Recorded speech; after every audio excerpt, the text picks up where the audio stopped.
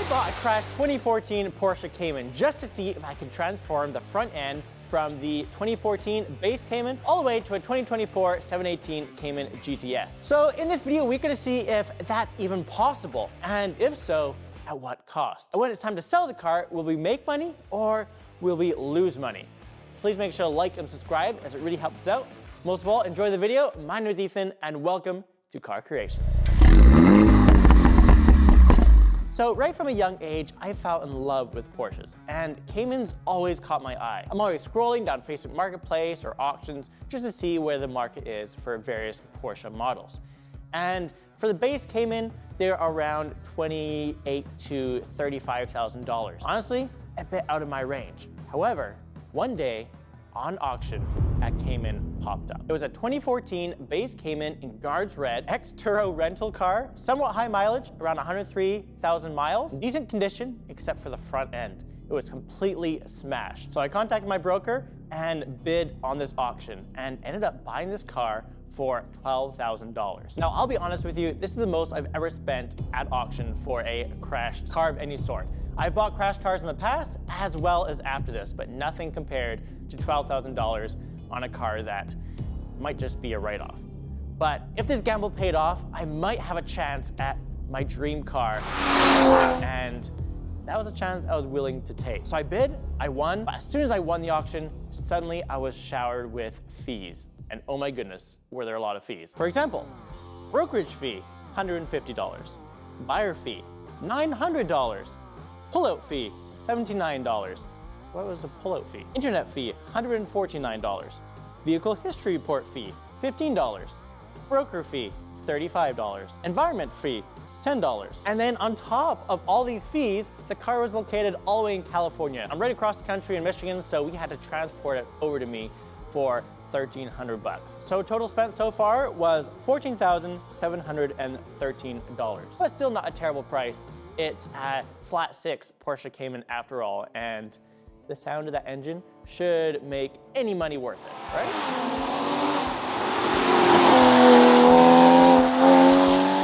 So how did I know that I could even pull off this facelift? You see, when manufacturers design new cars, they don't completely scrap the old car.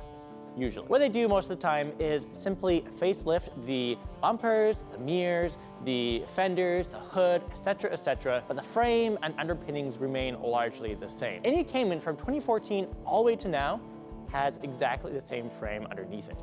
And in fact, any 991, 911 from 2012 all the way to, I believe, 2019, from the B-pillar and forward, underneath is exactly the same. So technically, I could take any one of those cars from bumpers, fenders, headlights, and just swap it onto my car. And with that knowledge, I felt confident that no matter what state the front of this car was in, I should be able to pull off a really decent facelift. And talking about condition, this car was in terrible condition. The fenders are mangled, the hood was garbage, the front frame was literally bent in a V shape. The car was missing headlights and bumper and wires and who knows what else from the front end. And so we had to start from scratch to rebuild this car up. Yay! So first of all, we set at work removing all the old damaged pieces, and then we set to work rebuilding the frame. So basically, the part of the frame that was broken was the top deck and the side piece of the front. So we removed those by drilling out rivets and removing glue, and then replaced them with brand new parts and put them back together using the tried and true Porsche method of rivets and glue, filling in the seams with caulk and then painting with primer and Porsche paint. So the apron support was $386. The top bracket deck lid was $600.20, and the rivets altogether were $183.55. The caulk kit was $60, along with the Porsche Mash paint, and the primer was $100. So while the paint cured, I set to work finding the front fenders, wings if you happen to be in Europe, and front hood from a 718 in Florida. So we got matching Guards Red hood, as well as matching Guards Red front and 718 fenders from that car. The hood came to $1,132.42. The front left fender came $709.43, and the front right fender came to $709.43. Now, I should have asked for money back on the one fender because there was a big dent in it, but at the time I was so excited to put these new fenders on my car, I didn't even think of that. As suspected, these all bolted right onto the car. However, the hinges were bent from the accident, so the hood was very misaligned and we couldn't even shut it properly. So we ended up having to buy new hinges, and then the hood fit perfectly. Hinges cost $115.06, and then we just painted them with leftover paint from the body process. So with that, things were going quickly. So we got the front crash foam, $93.60, the front bumper, $589.20. So when I bought this bumper, I bought the cheapest 718 bumper on the internet. It looked like such a good deal. However, it was only the beginning of a huge headache. Because first, it was in carmine, some sort of a different red color from Porsche. So we had to get it professionally painted, $450. When we got the bumper, we realized that it was actually missing a ton of parts. It was basically just the bare shell. So then we had to start ordering all those parts. And the parts for the 718 GTS bumper are notoriously hard to track down. They don't exist on eBay, so we had to buy them brand new from Porsche. And we ended up with 2 orders from Porsche. So first of all, the first order was the lower grille, the radiator support bracket, upper and rear. Then we had to get the windshield washer hose and the washer hose connector because the old ones were brittle. That turned out to be $545.71. We needed the radiator support brackets to fill out the front bumper. With the new bumper, we also needed the air ducts, the left and right air ducts, because the new bumper had wider intakes, plus a bracket to make it all fit together. The total cost for that was $465.21 USD. Now, with the new bumper, I also needed new daytime running lights, $221.38. And side indicators, $52. And then to make it all work, we had to buy the wiring harness for these from Porsche, because for some reason that was missing from the car. $117.19. Finally, the last piece of the puzzle was the lip that goes around the bottom of the bumper, $286.09. Why is that so expensive? Absolutely insane. No idea why it costs so much. Maybe Porsche knows that you're going to be scuffing up that lip a lot and you're going to want to replace it, so they're going to like jack the price so they get more money. But with that, the facelift of this car was almost done. The bumper was looking amazing, fit perfectly, the fenders, everything looked really good except for missing one piece. I tried to retrofit the Xeon or the OEM LED lights from the 718 onto my halogen 981 car. Didn't work. In the new cars, the high beam and the low beam is literally a thing that lifts it up and down. So when you have the low beam, it points down. When you have a high beam, it points up. Whereas in the old car, it's 2 lights that turn on at different times, depending on if you have the high beams or the low beams on. So I could not figure out how to get this to work. Tons of errors, tons of money spent, returned it all, got my money back. And in the end, I just bought aftermarket LED lights for the 718. And I talked to the company and they said that they should fit the car, just plug and play. I sent them my VIN, I sent them pictures of my car, they promised they would fit. So I spent $2,078 on this. They look so good. And you know what?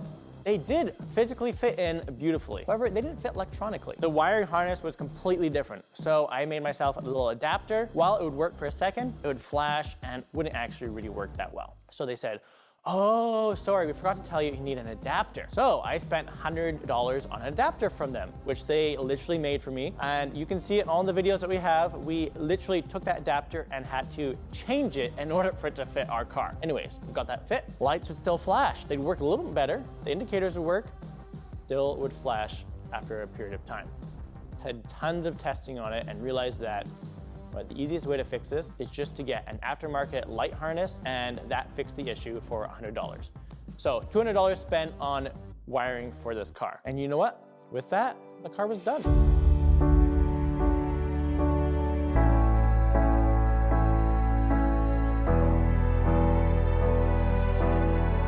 And I could have left it there, but I didn't. I did buy an exhaust. So I'm not entirely sure if I should include this in the price, but the exhaust was $2,007.03.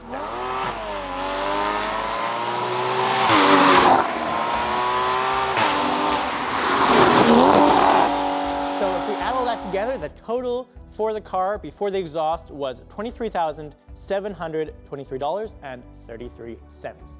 still a ton cheaper than the cheapest 2014 on the market, so I was pretty happy. And if you add the exhaust, it's $25,000, $730.36. So I enjoyed this car for over a year. Went on road trips. It was an amazing car. I loved every second of it.